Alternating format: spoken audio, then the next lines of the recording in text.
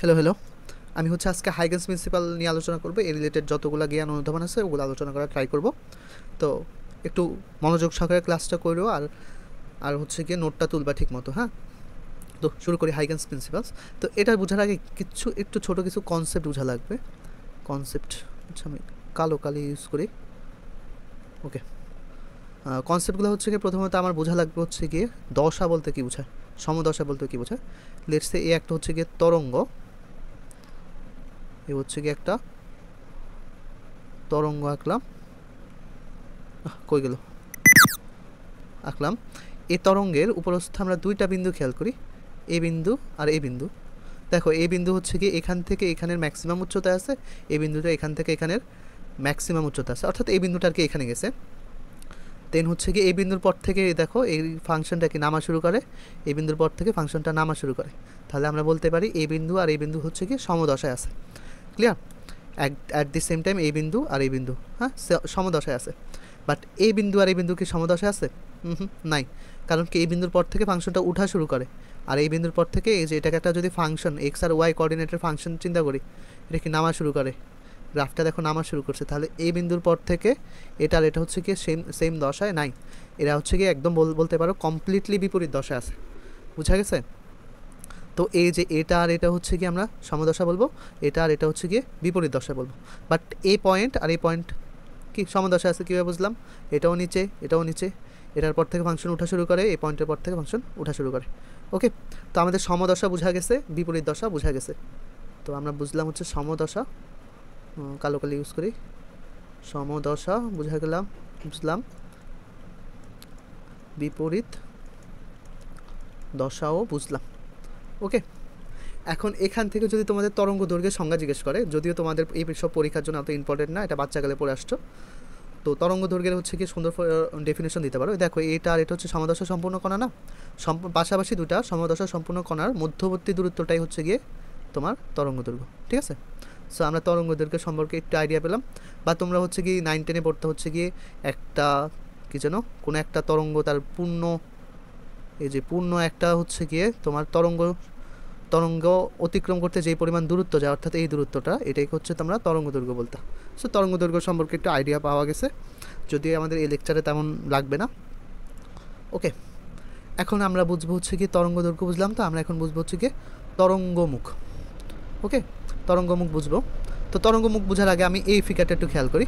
এই ফিগারটাকে যদি আমি এই দিক থেকে ক্রস সেকশন করি, এই যে এই দিক থেকে যদি ক্রস সেকশন করি, ফিগারটা দেখতে কেমন? এই দেখো, এটা হচ্ছে কি একটু খাজ, এটা হচ্ছে কি একদম গভীর উঁচা, তারপর হচ্ছে নিচা উঁচা নিচা উঁচা।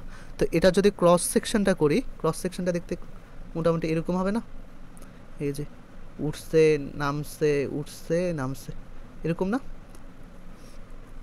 ওকে, এটার এই পয়েন্টটা হচ্ছে গিয়ে তার হচ্ছে গিয়ে চূড়া, আর এটা হচ্ছে গিয়ে বলা হয় খাজ, এটা হচ্ছে তোমার ক্রেস্ট, আর এটা বলা হয় টাফ।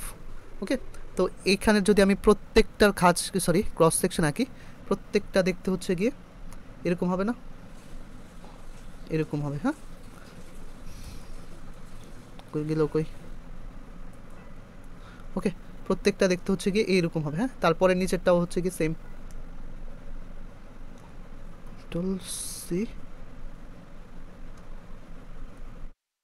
তারপরেরটাও দেখতে হচ্ছে গিয়ে এখানে যদি আরেকটা আঁকি, তো তারপরেরগুলো দেখতে হচ্ছে গিয়ে এরকমই হবে। ওকে, এখন দেখো এই যে এই পয়েন্টগুলো, এই যে এই পয়েন্টগুলো কি সব কি এই আমাদের এই পয়েন্ট, এই পয়েন্ট, এই পয়েন্টগুলো না, এরা অ্যাকচুয়ালি কি সমদশায় আছে না? ওকে, এরা সমদশা আসে না? এই সমদশা সম্পূর্ণ কণাগুলোর সঞ্চারপথটাকে আমরা বলবো হচ্ছে কি তরঙ্গমুখ। তো আমরা হচ্ছে একটা ইম্পর্টেন্ট টপিক আলোচনা করে ফেলছি, তরঙ্গমুখ। সো তরঙ্গমুখের যদি ডেফিনেশন জিজ্ঞেস করে, তো আমরা এখান থেকে দিতে পারি যে কোনো তরঙ্গের উপর অবস্থিত সমদশা সম্পূর্ণ কণাগুলার গতিপথকে, গতিপথ বা গতিপথ ইংলিশ হচ্ছে গিয়ে লোকাস, গতিপথকে হচ্ছে গিয়ে তরঙ্গমুখ বলা হয়। তো আমাদের তরঙ্গমুখের আইডিয়া পাওয়া গেছে। ওকে, আবার এটাও কিন্তু একটা তরঙ্গমুখ। দাঁড়াও, এই যে এই পয়েন্টগুলো কই, এই পয়েন্টগুলো, এই যে এই পয়েন্টগুলো, এই পয়েন্টগুলো, এই পয়েন্টগুলো, এই পয়েন্টটা হচ্ছে কি এই যে এটা বুঝাইছে, এই যে এই পয়েন্টটা, এই পয়েন্টটা, এই পয়েন্টটা, এগুলো হচ্ছে কি এক একটা তরঙ্গমুখ। কারণ এগুলো সবগুলা কি একই একই দশা আছে না? দেখো এটাও কি কমপ্লিটলি নিচে আছে, এটাও নিচে, এটাও নিচে, তো এগুলো সব কি একই দশায় আছে। সো এখানেও একটা হচ্ছে কি তরঙ্গমুখ হয়েছে, এখানে আর একটা তরঙ্গমুখ আছে। ওকে, এখানে অনেক অনেক ইনফাইনাইট লেভেলে হচ্ছে গিয়ে তরঙ্গমুখ আছে। তো এগেইন আমাদের তরঙ্গমুখ সম্পর্কে আলোচনা করা হয়েছে।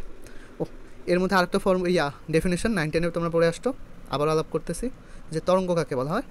তরঙ্গ হচ্ছে এই যে এতক্ষণ আমি যা নিয়ে আলোচনা করতেছি সবগুলো তরঙ্গ ছিল। তো এগুলো হচ্ছে কি এক একটা হচ্ছে পর্যায়বৃত্ত আন্দোলন। তরঙ্গ এখানেই লিখে দিই, তরঙ্গ। তরঙ্গের একটা সুন্দর উদাহরণ হয় যে আমরা কথা বলি, কথা যেভাবে যায় সেটা হচ্ছে কি তরঙ্গ আকারে যায়, সেটা হচ্ছে কি অনুপ্রস্থ তরঙ্গ। আমরা যখন নদীতে একটা ঢিল মারি, এই যে এরকম একটা ঢিল, এই যে এখানে আমি হচ্ছে একটা এনার্জি দিছি, এই এনার্জিটা হচ্ছে কি দেখো এটা হচ্ছে কি পাশাপাশি হচ্ছে সঞ্চারিত হয়েছে। নদীতে ঢিল মারা এটা একটা তরঙ্গর উদাহরণ, ঠিক আছে। তো তরঙ্গ হচ্ছে কি একটা পর্যায়বৃত্ত আন্দোলন, পর্যায়বৃত্ত আন্দোলন, যার মাধ্যমে কি স্থানান্তরিত হয়, শক্তি স্থানান্তরিত হয়, শক্তি স্থানান্তরিত হয়। আর অফকোর্স শক্তি স্থানান্তরিত হয়েছে, এখানে একটা মাধ্যমের প্রয়োজন হবে, মাধ্যম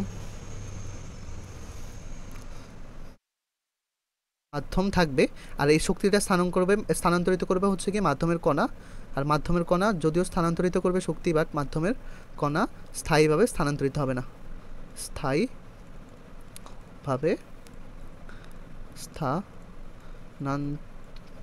বানান ভুল হয়েছে, স্থানান্তরিত হবে না। সো এই যে এই চারটা ব্যাপার আছে না, এটা মাথায় রেখে আমরা তরঙ্গের হচ্ছে সংজ্ঞা দিতে পারি। তরঙ্গ হচ্ছে কি একটা পর্যায়বৃত্ত আন্দোলন যার মাধ্যমে শক্তি স্থানান্তরিত হয়। তরঙ্গ হচ্ছে একটা পর্যায়বৃত্ত আন্দোলন, কোনো জড় পদার্থের এক স্থান থেকে অন্য স্থানে শক্তি সঞ্চারিত করে, কিন্তু মাধ্যমের কণাগুলো স্থায়ীভাবে স্থানান্তরিত করে না, তাকে হচ্ছে তরঙ্গ বলা হয়।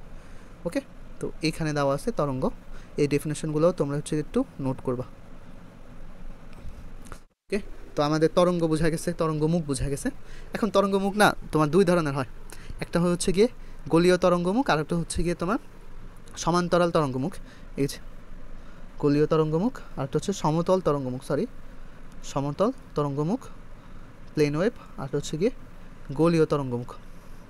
এই দুই ধরনের তরঙ্গমুখ হয়।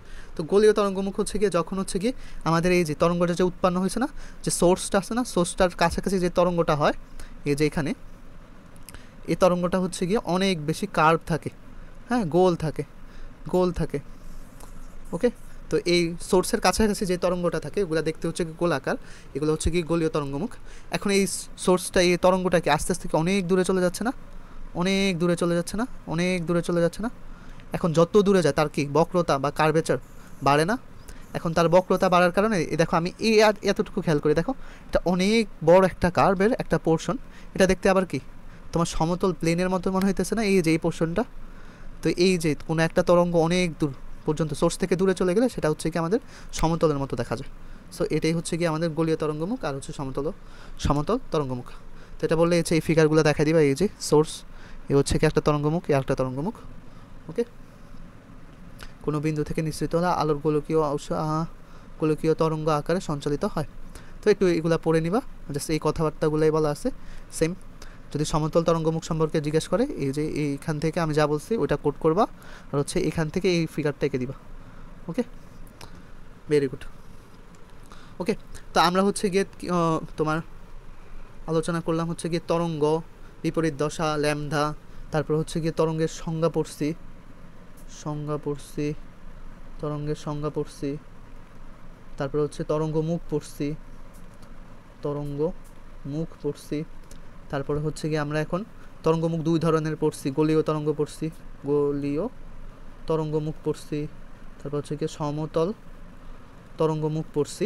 এখন হচ্ছে গিয়ে আমরা এখন আমরা পড়বো সবচেয়ে ইম্পর্ট্যান্ট থিওরিটা, সেটা হচ্ছে হাইগেন্স থিওরি, যেটা অনেক ইজি একটা থিওরি, যদিও এটা হচ্ছে কি সম্পূর্ণ সঠিক না। এটা হচ্ছে কি ডাচ বিজ্ঞানী ক্রিস্টিয়ান হাইগেন্স দিয়েছিলেন। ওনার নাম হচ্ছে লাগে হাইগেন্স না, অ্যাকচুয়ালি ওনার নামটা হচ্ছে কি, যেহেতু ডাচ বিজ্ঞানী, নেদারল্যান্ডের বিজ্ঞানী, তো ওনারা এখানে হুইগেন্স না কীভাবে উচ্চারণ করে, যদি আমার উচ্চারণটা ঠিক না, তারপর আমি হাইগেন্স বলে ওনাকে অ্যাড্রেস করব। ওকে, তো উনি হচ্ছে গিয়ে এই যে আলো কীভাবে সঞ্চারিত হয় এটার উপরে হচ্ছে একটা থিওরি দিয়েছিলেন। থিওরিটা উনি বলছিলেন কি, এই যে একটু আমি পড়ে শুনে তারপরে এটা ব্যাখ্যা করতেছি। কোনো তরঙ্গমুখের প্রতিটি বিন্দু একটি অনুতরঙ্গের বা গৌণ তরঙ্গের উৎস হিসাবে গণ্য হয়। মানে তরঙ্গমুখের প্রত্যেকটা বিন্দু হচ্ছে গিয়ে আরেকটা তরঙ্গ সৃষ্টি করার জন্য একটা উৎস হিসাবে কাজ করবে।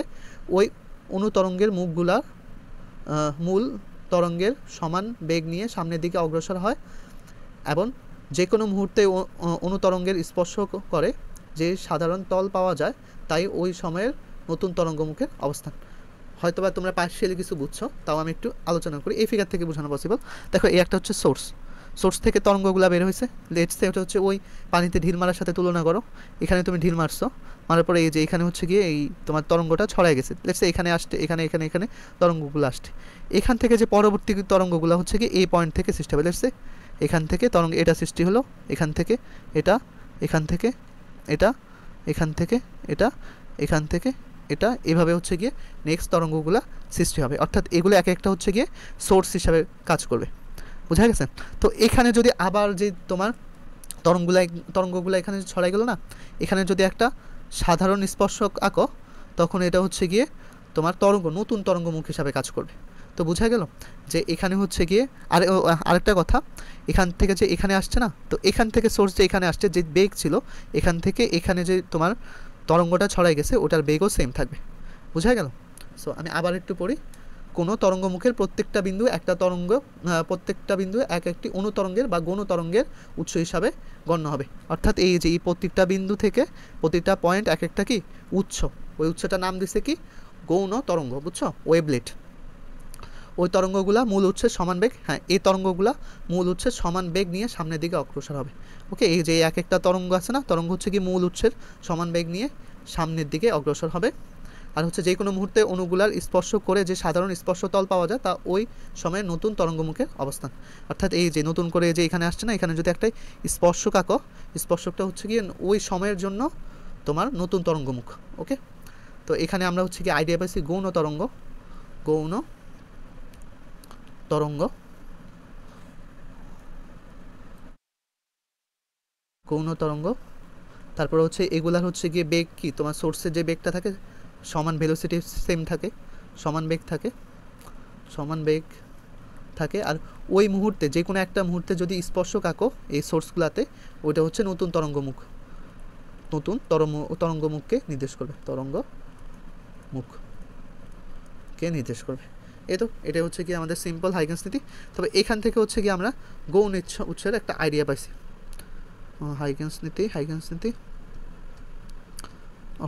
এই যে এখান থেকে গৌণ উৎসের আইডিয়া পাইছি। গৌণ উৎসের সংজ্ঞাটা তুমি এখান থেকে দিতে পারো যে তরঙ্গমুখের প্রতিটা বিন্দুকে নতুন গোলকীয় তরঙ্গ উৎস হিসাবে বিবেচনা করা হয়, এসব তরঙ্গকে গৌণ তরঙ্গ বলা হয়। ওকে, তো গৌণ তরঙ্গ সম্পর্কে একটা আইডিয়া পাওয়া গেছে। সো তোমাদের এই প্রথম ডেফিনিশন তো কোনো একটা ঢাকা বোর্ড 21-এ আসছে যে গৌণ তরঙ্গ কাকে বলা হয়। সো ওই তো